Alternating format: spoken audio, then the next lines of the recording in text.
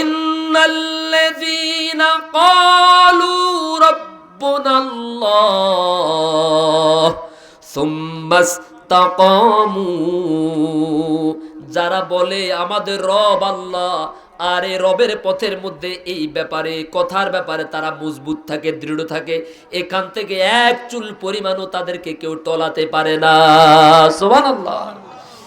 প্রিয় ভাইরা আমার, ফেরাউনের রাজ দরবারে ফেরাউনের পালিত কন্যা তার মাথা আঁচড়াতে গিয়ে যখন তার কর্মচারী দাসীর হাতের থেকে চিরুনিটা পড়ে গেল, চিরুনিটা যখন হাত থেকে পড়ে গেল মাটিতে, তখন দাসী ওই চিরুনিটা মাটি থেকে তুলতে গিয়ে বললেন বিসমিল্লাহির রহমানির রহিম। যখন বলেছেন বিসমিল্লাহ, আল্লাহর নামে যখন মাটি থেকে চিরুনিটা তুলতে গিয়ে ফেরাউনের পালিত কন্যা তখন বলল, কি বললে তুমি? আমার বাবাকে তুমি রব মানো না, আমার বাবাকে তুমি আইনদাতা বিধানদাতা কি মানো না? তুমি যে চিরুনিটা মাটি থেকে তুলতে গিয়ে কার নাম যেন বললে?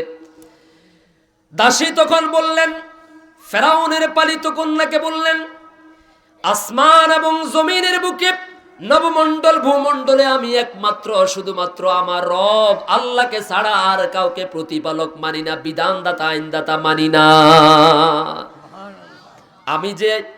আমি যাকে রব মানি, আমি যাকে আল্লাহ হিসেবে স্বীকৃতি দেই, তোমার বাবা ফেরাউনও তার গোলাম, আমি যার গোলাম তোমার বাবাও তার গোলাম।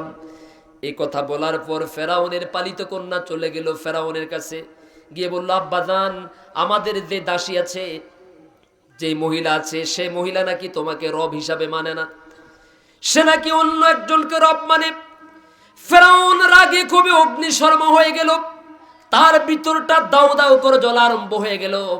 ফেরাউন সঙ্গে সঙ্গে তার দাসীকে ডাকলেন, ডেকে ঘটনা জানার জন্য চেষ্টা করলেন। দাসী এক বাক্যে জবাব দিলেন, আমি আপনাকে রব মানি না, আমি আপনাকে প্রভু মানি না, বিধানদাতা মানি না।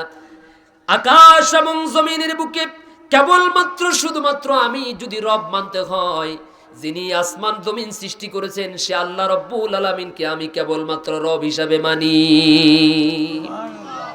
সবচাইতে বড় জিহাদ হলো জালিম শাসকের সামনে দাঁড়িয়ে হক কথা বলা, ঠিক কিনা বলেন? আজ আমরা হুজুররা শাসকের সামনে দাঁড়িয়ে না, মসজিদ কমিটির সভাপতির সামনে বসে মিম্বার বসে হক কথা বলতে পারি না। আমাদের এই হিম্মত নাই, সাহস নাই, ঠিক কিনা বলেন?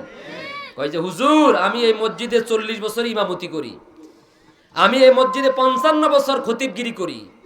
তো যখন চিন্তা করলাম যে এটা কিভাবে সম্ভব, একদিন যখন তার পিছনে জুমার নামাজ পড়তে গেলাম, 1 ঘন্টা জুমার বয়ান দিলেন, ওনার একটা বয়ানের একটা আয়াত নাই, একটা হাদিস নাই, কিচ্ছা কাহিনী দিয়ে ভরা, আছে না নাই? এমন ভাবে ওয়াজ করে, এমন ভাবে বয়ান করে কারো গায়ে লাগে না। সুদের বিরুদ্ধে, ঘুষের বিরুদ্ধে, চুরির বিরুদ্ধে, ডাকাতির বিরুদ্ধে, ধর্ষণের বিরুদ্ধে কোনো ওয়াজ নাই। এই হুজুরে কি চাকরি যাবে? অথচ এই আয়াত দিয়ে তিনি নিজে নামাজ পড়ান, যে আয়াত দিয়ে তিনি একটু পরে জুমার নামাজের ইমামতি করবেন, তিনি নিজেই এই আয়াতের অর্থ বুঝেন না, জাতিকে বুঝার জন্য বলেন না। আমার ভাইয়েরা, ফেরাউন তখন তার সঙ্গী সাথীদেরকে বলল, তার বাহিনীর লোকজনকে বলল, তোমরা একটা চুলা তৈরি করো, আর চুলার উপরে তোমরা একটা বড় ডেকজি, যে ডেকজিটার মধ্যে থাকবে গরম তেল। এই তেল যখন উত্তপ্ত হয়ে টকবক করে উতরাইতে থাকবে, তখন এই দাসীর 4-5টা ছেলে মেয়ে আছে, সবগুলোকে এক এক করে ডেকজির মধ্যে ছেড়ে দাও। আমি দেখব তার সন্তান বড় নাকি আল্লাহ বড়, যাকে সে রব হিসেবে ঘোষণা দিয়েছে। আমি দেখব আজকে সেই রব, সে তার রবের প্রতি কতটুকু বিশ্বাস রাখতে পারে। পরীক্ষা দেওয়ার জন্য গরম তেল আনা হলো, বড় একটা ডেকজি তৈরি করা হলো, আনানো হলো। বিশাল এক ডেকজির মধ্যে ডেকজি ভর্তি করে তেল প্রচন্ড আগুনের মধ্যে জাল দেওয়া হলো। আর যখন তার টকবক করে উতরাইতে লাগলো, তখন ফেরাউন চাপ দিতে লাগলো তার দাসীকে, এখনো সময় আছে, আমাকে রব হিসাবে স্বীকৃতি দাও, আর আল্লাহকে রব হিসাবে যে মানলা সেটার থেকে অস্বীকৃতি জানাও, না হলে তোমার সামনে তোমার সন্তানকে তেলের মধ্যে ছেড়ে দেওয়া হবে।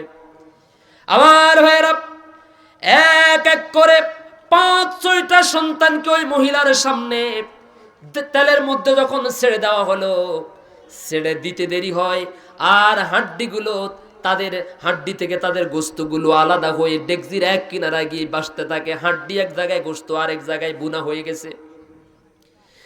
এরপরেও নিজের চোখের সামনে একজন দাসী আল্লাহকে রব হিসাবে স্বীকৃতি দিতে গিয়ে, আল্লাহর উপর ইমানটা টিকাইতে গিয়ে, ধরে রাখতে গিয়ে নিজের চোখের সামনে 5-6টা সন্তানকে দুনিয়া থেকে বিদায় করে দিলেন। সর্বশেষ যে বাচ্চাটা বুকের মধ্যে আছে, দুধ পান করতেছে, ফেরাউনের লোকজন সেই সন্তানটাকে যখন মায়ের কোল থেকে টানা হেঁচড়া করে নিয়ে যাচ্ছে, এটাকেও তেলের মধ্যে ছেড়ে দিবে। আপনজন বলতে পৃথিবীতে আর কেউ নাই। তখন মা তার এই কলিজার টুকরা সন্তানের মায়ায় সন্তানটাকে জড়িয়ে শক্ত করে ধরে রাখতে চেষ্টা করছিল। দুধের বাচ্চা কোলে থেকে মাকে জবাব দিলেন, মা তুমি আমাকে ছেড়ে দাও। আমার চোখের সামনে, তোমার চোখের সামনে আল্লাহকে রব হিসাবে মানতে গিয়ে, ফেরাউনকে অস্বীকার করতে গিয়ে, আমার চোখের সামনে, তোমার চোখের সামনে আমার 4-5টা ভাই বোন তেলের মধ্যে পড়ে শাহাদাত বরণ করেছে। ততক্ষণ পর্যন্ত তুমি তার কাছে মাথা নত করো নাই, আত্মসমর্পণ করো নাই। ফেরাউনকে তুমি রব হিসাবে স্বীকৃতি দাও নাই, আর আল্লাহকে তুমি রব হিসাবে অস্বীকৃতি দাও নাই। অতএব মা, আমি তোমাকে জানিয়ে দিলাম, ও আমার মা, তুমি আমাকে ছেড়ে দাও। আমি ও তেলের মধ্যে পড়ে গিয়ে আমার ভাইদের সাথে আল্লাহর জান্নাতের কাতারে শামিল হয়ে যেতে চাই। মা, তুমি আমাকে ছেড়ে দাও। এই দুনিয়ার জীবনে তোমার সাথে আমার আর দেখা হবে না। আমার ভাই বোনদের সাথে তোমার সাথে দেখা হবে আল্লাহর জান্নাতের ভিতরে। আমার ভাইয়ের, এটার নাম হলো রবের পথের মধ্যে ইস্তেকামত থাকা। আজ আমরা আল্লাহকে রব মানি শুধু নামাজের মধ্যে, নামাজের মধ্যে আল্লাহকে রব মানি, নামাজের মধ্যে আল্লাহর এই কোরআন দিয়ে আমরা নামাজটা আদায় করি, রোজা রাখি, মুনাজাতের মধ্যে আমরা রবকে ডাকি কিনা বলেন? কিন্তু যখন যেই রবের কোরআন দিয়ে আমরা নামাজ পড়ি, সেই রবের কোরআন আমরা সমাজে প্রতিষ্ঠা করতে চাই না।